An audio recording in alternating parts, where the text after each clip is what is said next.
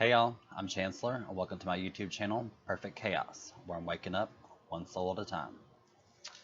So, um, today's video, we're going to talk about soulmates and twin flames, and probably a bunch of other stuff, because it's just how I am. So, okay, soulmates. A lot of people get soulmates and twin flames confused. So, I'm going to help you differentiate them two. So, soulmates can be anyone. They could be your best friend, they could be your mom, your dad, or even a lover, someone romantic with you. And soulmates are basically people that kind of have almost a soul contractual agreement, something that you agreed to before you incarnated here, such as an experience you needed to learn. So, and again, you know how we all come, we're all connected, we're all from one. So, soulmates come here to help us learn. They could be a best friend, they're just in a good resonance with you, vibrating kind of the same frequencies. Um, and twin flames are more okay. So if you have your higher soul, and then you have little facets of yourself that come down, your oversoul is more where your twin flame comes from. It's more like the other half of you, what you can put, what you could say. Um, so twin flames, and you usually don't incarnate with your twin flame, but sometimes you do. They're usually your guide, helping you. And but in these cases, in this day and age, I fully agree with they do. So your twin flame, basically, like I said, is your other half. Like if your oversoul was to just split one time, these are your twin flames. It's a magical connection. So, and you'll know. And usually when you're twin flame, if you incarnate with your twin flame, it's because you have some higher purpose, something you need to do together that's really big or huge. Now, going back to soulmates, you can be with a soulmate for your entire life here. Or you can have 3 soulmates. Or you can have 6 soulmates. And then meet your twin flame. And a lot of people are always searching for their soulmate and twin flames. And your twin flame is always going to be more of a romantic connection. As soulmates don't have to be. Soulmates can, like I said, they can be your friend, they can be your mom. It's not going to be romantic. And your twin flames can be boy, boy, girl, girl, boy, girl. But twin flames, one's going to be a masculine energy, one's going to be a feminine energy. However that is. Doesn't matter. It doesn't have to be a heterosexual thing. So, and there is times, like a point in your life, that if you meet your twin flame and you're not ready, then you will repel each other. Because in order to meet your twin flame or to meet one of your soulmates, if it's that kind of romantic thing, you have to be in the same vibration. And to meet your twin flame, the best way to do that is to be in your passion, to be in your first excitement, doing what you love, being at your highest vibration, always. That's what attracts your twin flame. Now, soulmates, sometimes you can get your soulmate and you think it's the love of your life and whatever. And you're together maybe for a long time, maybe for a short while, and then they break your heart, or they, whatever happens. Could have cheated on you, could have just went separate ways, could have just agreed to disagree. The point is, soulmates are here as, like I said, as a soul contractual agreement to help you with something. So if you needed to learn a lesson in a relationship and get your heart broken or be cheated on or one of them may have died. you, you never know. But it's for a reason, it's for a purpose. It's what you have to understand. Everything that goes on, everything that you see, everything that happens is for a purpose. And you have to understand too that things happen for you, not to you, which is a huge thing. So, like I was saying too, your soulmates can be your mom. Your soulmates can be your best friend. Um, they're all here for a purpose. It's a soul contractual agreement that you made before you incarnated here with them, with your soul group. So, in twin flames, that's that's what you want. And the best way to find your twin flame or to find a soulmate, um, it's like I said, be in your highest vibration. Follow your passion, follow your greatest excitement, with no expectation on how the outcome will be. That's what you need to do. It's where you need to be. Be in the moment. Be yourself. Don't go searching for it, because when you search and you're persistent, it will cause resistance. Remember that. Persistence causes resistance. Just be you. Be in the moment. It will come to you. It's just like a magnet. That's what will happen. So,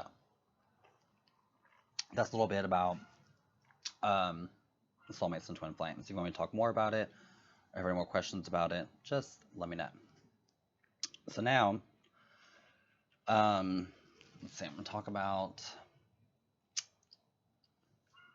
so many things I can talk about. Let's do, okay, where have I been? Let's go from there. So, what I was doing in my couple weeks that I was gone is I wanted to see just how hard it was to not be me. I guess is the best way to put it. Um, to stop meditating, stop doing all this stuff, start watching movies and all this stuff again. And this is what happened. I shaved my head. I was joking. That's not what happened. I shaved my head before that. Um, but I just wanted to see, just how far out let you go, just how it would change everything about me, and it did. So, and I just wanted to come back and just go away from it, come back just to see how hard it is. I know it's difficult, but it's only difficult if you make it difficult. It's all about choices. Everything you make is a choice. Remember that. So, I did stop meditating, started watching movies, just doing all this, and I was not eating meat. So don't go there. I still don't eat meat. I didn't jump completely off the wagon and wasn't drinking or anything like that.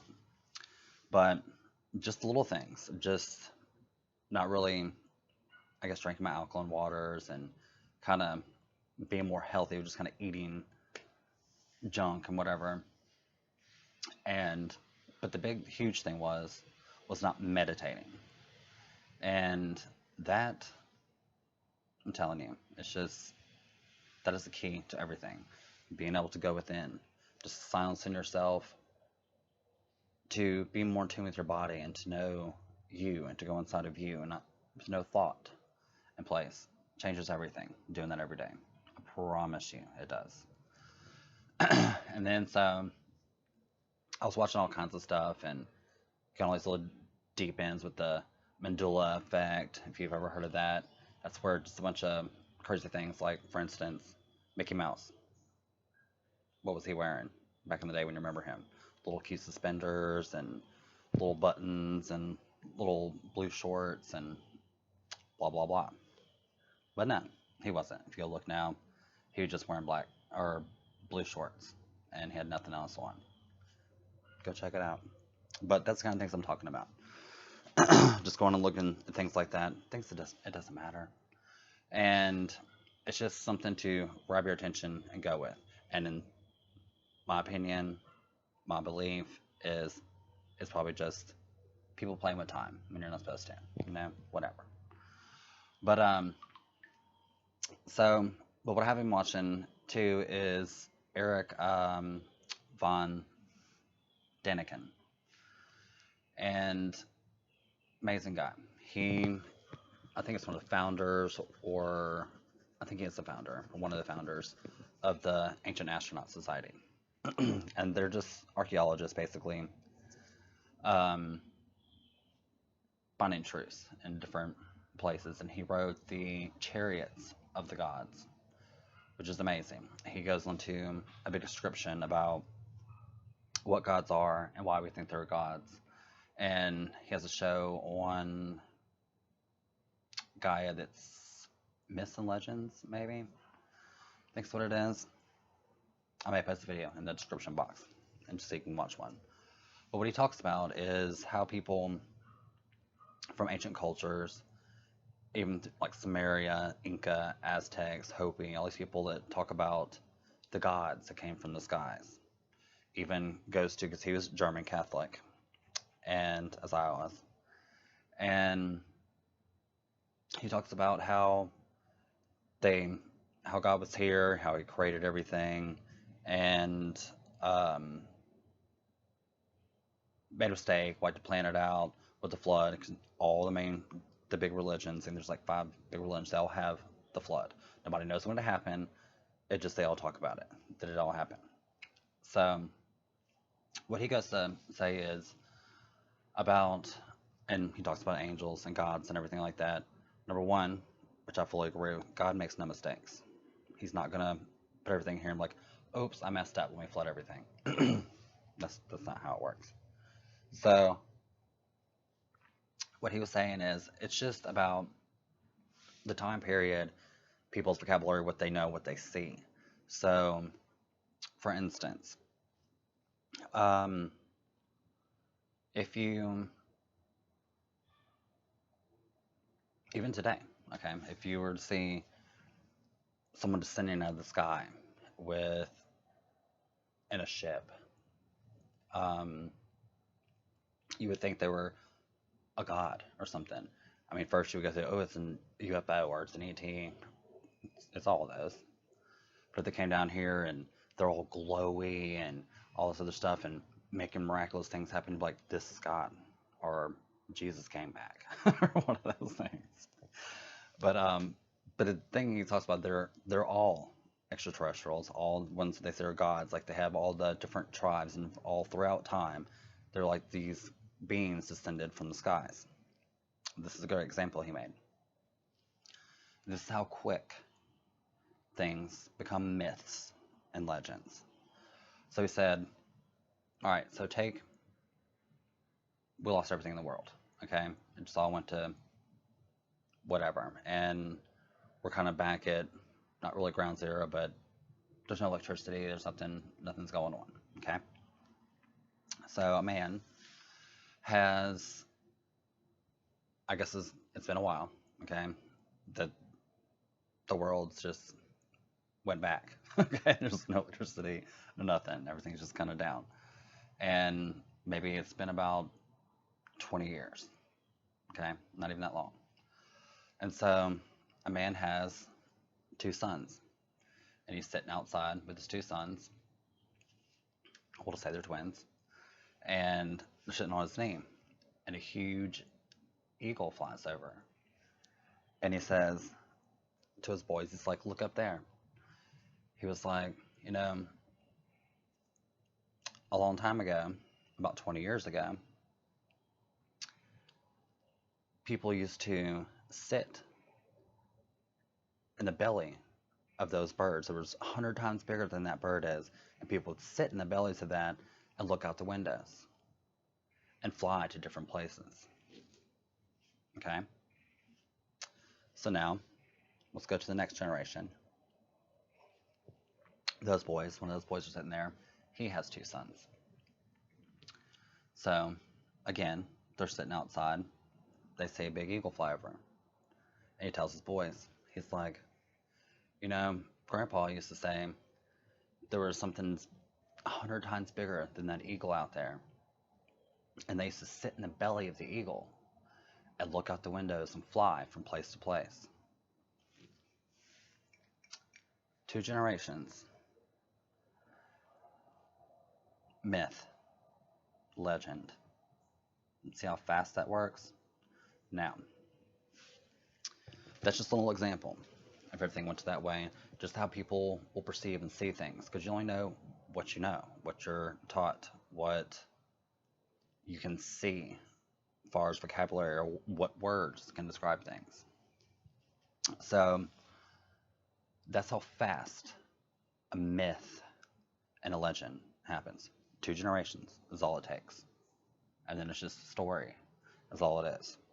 So now with that said, that's why I always said all myths and legends all have truth. They all come from somewhere. Just like the Hopi people that are still here, they still talk about the star people that came down, the gods. Same thing with the Maya. Same thing with the Sumerians, which was Enki and Elil. And I talked about those in the Garden of Eden, which they stem from the Anunnaki. But I'm just trying to give an example of don't take everything you hear so literally. All these stories, way before Christianity began, they had these myths and these legends, and it's stamped all over the world, like the Nazca lines, the pyramids, for is a great example. They're thousands of years old. They say they're like 5 or 6, and some now they're saying they're like 11. They're like 36,000. Okay, they're pretty old. So imagine how many generations popped through there. What was going on, or just how different indigenous tribes that weren't very advanced in civilizations, or people like the Aborigines, or people that are deep in the jungles and stuff, they've never even seen cars, never even seen planes or any of these things, and something descends down from the sky and on a ship, and they're going to call it like a winged snake because they only know what they know. That's what I'm trying to explain to you. So that's why they say they have these winged snakes or these winged chariots that flew through the sky. Or in India, they had flying carpets. So they can only compare to a word that they know. So that's how that works. This has been going on since the beginning of time. And way before this little short blimp of time, this is not the first time people have been advanced. It's not the first time all this has happened. It's getting repeated. It's a circle of life. It's not really what it is. But I was trying to give you an example of everything. They're all stories. They all have truth. Just like all these different religions, they all have truth to them, but they're not the whole truth.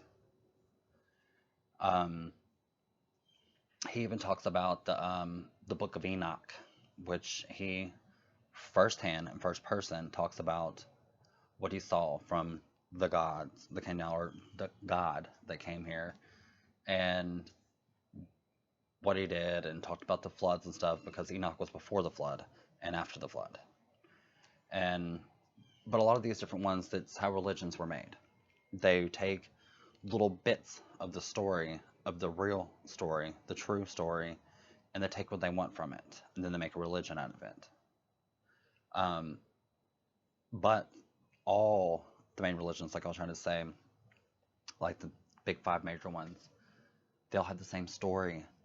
They all have the same God. They all have the same flood. And again, nobody knows when it happened, but it happened. And it's like Moses and um, well, Enoch, and then Moses' brothers, all them, they lived for thousands of years, some lived for hundreds of years. And so, just an example. So, all these stories, all these different gods, I'm trying to make you understand where all these different gods came from and why they are, because it's just what they've seen. Just like like I said, when you have nothing here, if we didn't have all the stuff that we have now, we didn't have any vehicles or anything, you saw an alien or ET come down from the sky, you're going to say the same thing. This is God. Because it's something you've never seen before. It's outrageous. It's something you can't explain. And us too, we'd be like, well, if we didn't have planes, but like it was a flying car. Like we had cars. The flying car came down, taught us all these great things, showed us all these amazing things, give us technology and all this stuff, and then they leave, promising they're going to come back. What does that sound like to you? Yeah. So anyway, that was just a little taste of some greatness. Um, if you have any questions about this, or you need me to go further into anything about what I spoke of, then let me know and check out Myths and Legends. It's Eric Von Deniken. Amazing guy. Amazing. Been doing this. He's in his 80s, I think now, and he's been doing this since he was a child, studying all this, going everywhere, all over the entire world, archaeology. I mean, doing everything and getting the real stories. He translated the Book of Enoch. So from Latin, I think it was translated in Latin and something else. But there's several books that he's done that with that are religious books now, and some are just whatever. But he translated, so he knows them very well. That's what I'm trying to say. So check it out. So if you like this video, hit the like button, hit the subscribe button to know when I post videos, and I'll be doing more videos again now that I'm off my experimental journey again for y'all. Anyway, I love you all, and I'll see you soon. Bye.